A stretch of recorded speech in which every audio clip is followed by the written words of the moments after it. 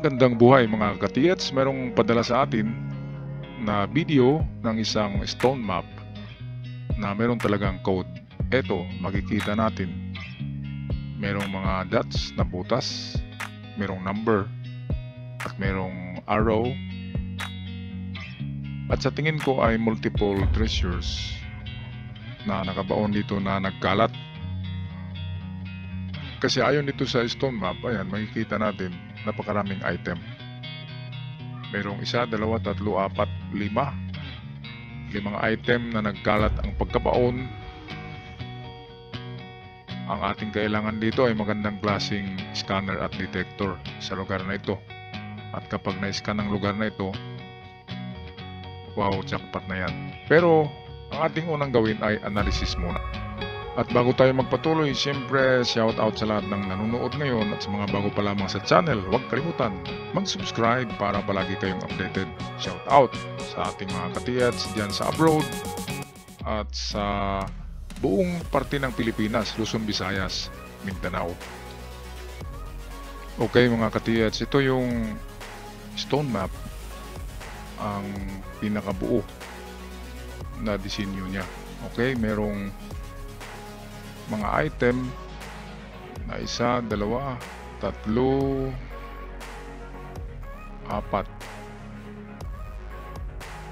5. 5 mga maliliit na nakabaon, small stash, lahat maliliit at siguradong mababaw lang. Pinakamalalim niyan ay 2 pinagdugtong na tao. So ano bang height ng 2 tao kapag ipapatong mo ang 2 tao? Ano bang height niyan? Ito daw ang karamihan ng lalim ng mga small stash.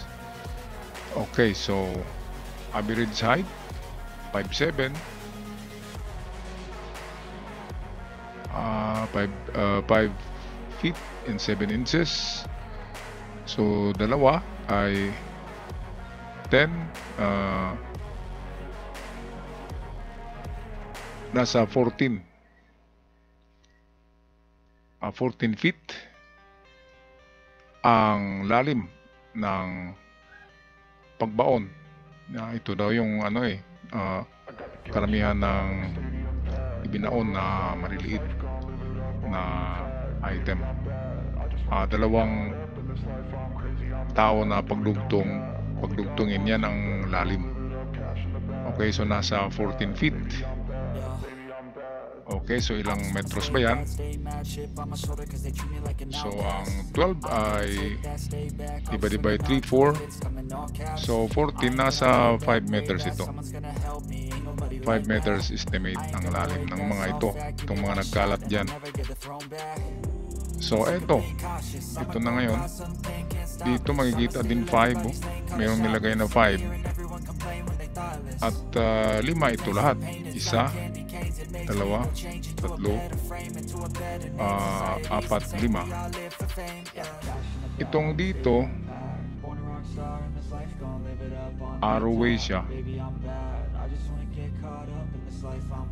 Papunta doon. So itong tinuturo niya, itong 2. Ngayon, ang layo niyan ay nakascale galing dito sa bato.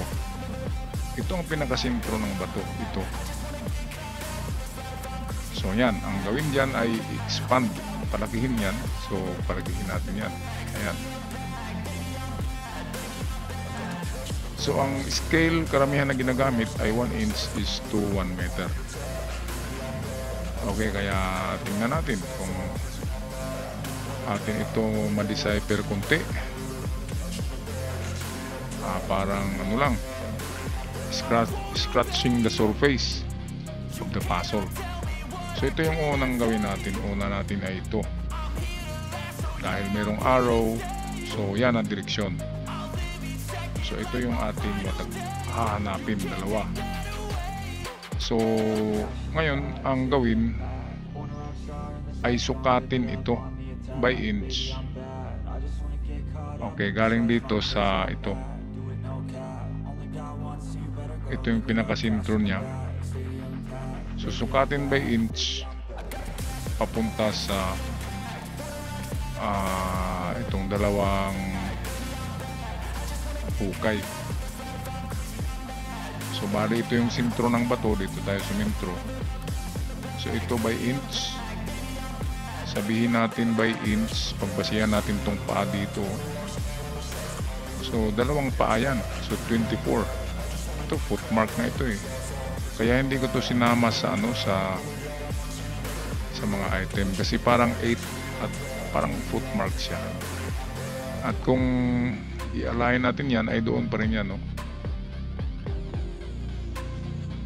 So itong pagbasihan natin, 8 inches ito na paa, 8 inches, so 16, so dalawang paa ay 16 meters. 16 meters papunta doon. So doon tayo pupunta. Ito 16 meters actual na yan na layo. At pagdating sa 16, hukay ng paganito. Kasi ito pahaba to. So doon sa 16 paganyan na hukay. At baka matsambahan natin ang dalawang item dito. Ito isa at dito pangalawa. Okay, ang item na yan ay ito. Itong narito yung dalawa. Stone map kasi ito kasi maliit, naka-scale. At kapag i-convert na natin sa meters ang inches ay lalayo siya at may distansya na. So ito 16 meters yan galing sa bato na ito. Halimbawa, ito yung bato na merong mga marka, stone map. So dito tayo pupunta, 16 meters. At ang paghukay ay pa-cross pa ganyan para matagpuan ang dalawang item. So yan, ito yan na item ito. Ngayon, dadako naman tayo dito sa baba. Merong mga item dito sa baba. Dito pa rin tayo kukuha ng sentro. So ito, merong linya siya, ayan. At yan, ito ang tinuturo ng linya. So sukatin na naman ito uli. So galing dito ang layo by inch. Sabihin natin ay dalawang paa pa rin.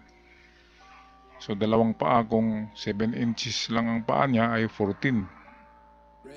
Pero kung 8 inches ang paa ay 16 inches. 2 meters is 16 meters or 14. So 16 or 14. So merong arrow, ito linya. So yan natin sundan. So papunta siya rito. At ang layo niya can be 14 to 16 meters. Yan. So dito ang test dig. Okay, so ito na lang ang hindi natin natagpuan. Ito tsaka yung dito.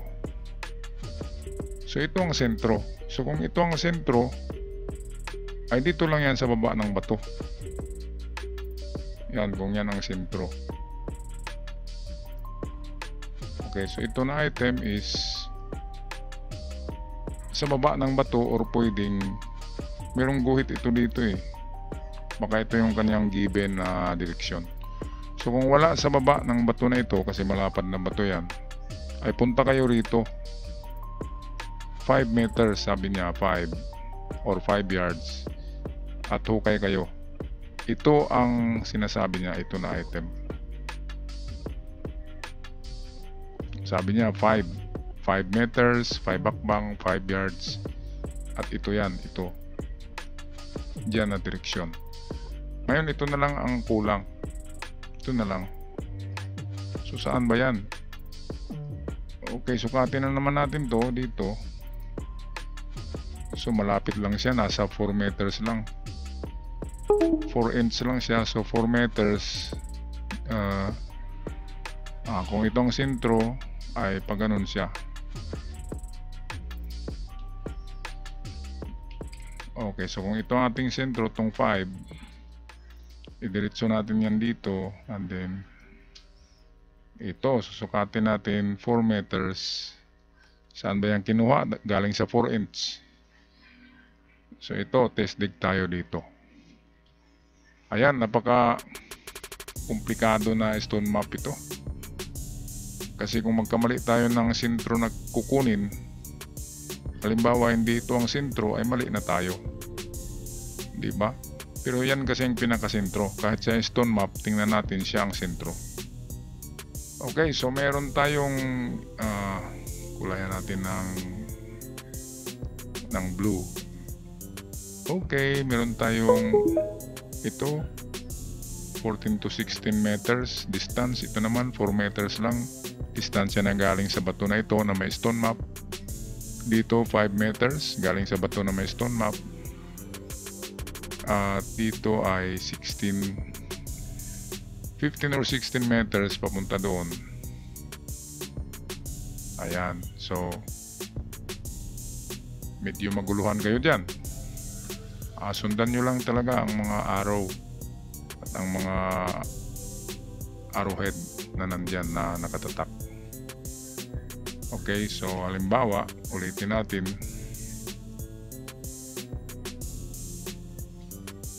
Halimbawa, ito yung bato na may marka na stone map. Yan, nakaganyan dyan. So, ito. 5 yan, 5 na item. So, una ito, yung 5 meters distance, ay dito yan. Nakaganyan yan. So, 5 meters distance. Okay, dito ang test dig. And then itong dito, ayan, 16 meters. So, dito yan. Dito yan papunta. Ayan. So, maghukay ng paganito. Haba. Kasi dalawang item ang nariyan. Naka-cross. So, yan naman ay 16 meters. At itong sa baba naman, ito, dito siya papunta. Ayan. At ang estimated distance niya ay 14 meters to 16. Gaya dito ang test dig. So all in all, meron pa isa. Ito ang pinakamalapit sa bato dahil 4 meters lang ito. Ito yan, ito. Okay, ito yan. So yan yung ating ating remap, ating bagong mapa na pinalaki galing dito sa stone map. Okay, so try lang mga katiyats sa paghukay, hukay ng hukay lang at matamaan din yan, matatamaan din kasi kung palagi tayong naglalakad sa daan